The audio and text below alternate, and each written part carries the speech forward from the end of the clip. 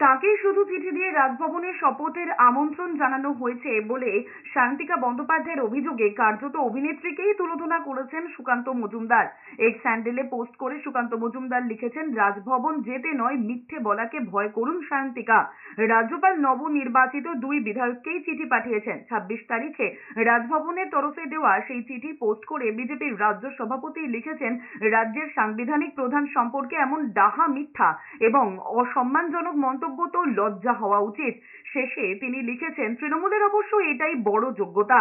এর আগে বিধানসভায় আম্বেদকরের মূর্তির সামনে ধর্ণা থেকে বরানগর থেকে নির্বাচিত তৃণমূল বিধায়ক শান্তিকা বন্দ্যোপাধ্যায় বলেছিলেন, শ্লীলতাহানির ভয়ে রাজভবনে যেতে ভয় পাচ্ছেন তিনি। তার দাবি ছিল, ভগবান গোলার বিধায়ক রেয়াত হোসেন সরকারকে শপথের আমন্ত্রণ জানায়নি রাজভবন, শুধু তাকেই রাজভবনে আমন্ত্রণ জানানো হয়েছে।